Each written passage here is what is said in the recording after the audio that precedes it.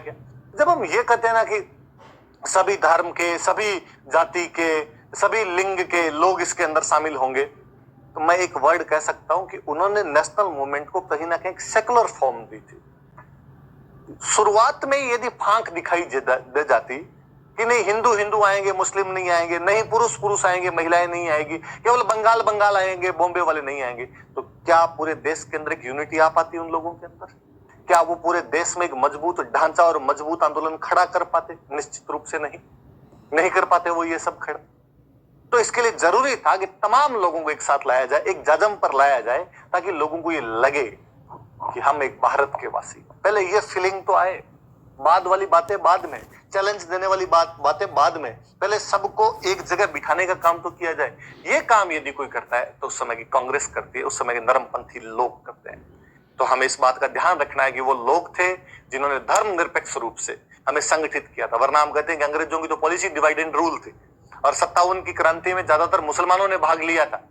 इसलिए अंग्रेजों को यह लगता था कि यार मुसलमान हमारे खिलाफ है, क्योंकि हम जब देश में आए तो इनके देश में मुसलमानों का राज था और हमने मुसलमानों का राज खत्म कर दिया। इसलिए मुसलमानों को लगता है अंग्रेज हमारे दुश्मन है, और हिंदुओं को लगता है कि इन्होंने मुसलमानों के अत्याचारों से हमें मुक्ति दिला दी, इसलिए हिंदू हमारे साथ और मुस्लिम हमारे खिलाफ। तो कहीं ना कहीं मुस्लिमों से एक भेदभाव और हिंदुओं को अपने नजदीक ला रहे थे। पर कांग्रेस में शुरुआत के ज्यादातर नेता हिंदू है, इसके बावजूद आप देखिए पहला प्रेसिडेंट ईसाई, दूसरा प्रेसिडेंट पारसी, तीसरा प्रेसिडेंट मुस्लिम, चौथा प्रेसिडेंट एक अंग्रेज है। कांग्रेस के शुरुआत के 4 अधिवेशन कांग्रेस के सेकुलर फॉर्म की तरफ इशारा करते हैं। धर्मनिरपेक्ष रूप प्रदान किया था इन्होंने। फिर सबसे बड़ी बात यह कि शुरू के अंदर ज्यादा फड़फड़ नहीं की, शुरू में थोड़ी मीठी मीठी बातें की। वरना शुरू में आप ज्यादा फड़फड़ करने लग जाते ना तो अंग्रेज 5 मिनट में अरणो गोस्वामी बना के रख देते। शासन से टक्कर लेना सिंपल सी बात नहीं होती है। मैं तो सेफ्टी वॉल थ्योरी आगे पढ़ाऊंगा तब हम और पढ़ेंगे कि लोग कितने इंटेलिजेंट थे कि इन्होंने जो आगे का चेहरा रखा था वो A.O. ह्यूम का चेहरा रखा था, ताकि अंग्रेजों को लगे यार ये तो अपने ही लोग हैं।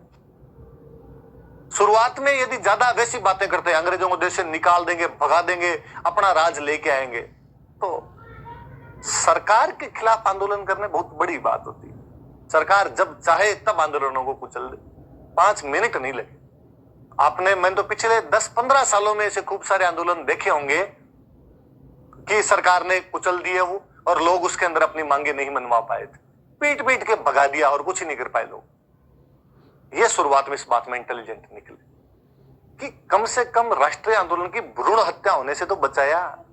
वरना नेशनल मूवमेंट की तो अंग्रेज भ्रूण हत्या करके रख देते, कुछ भी पल्ले नहीं पड़ने देते। फिर मैंने उस दिन ही बात बताई थी, इनका सबसे बड़ा योगदान यह था कि कहीं ना कहीं पढ़े लिखे लोगों को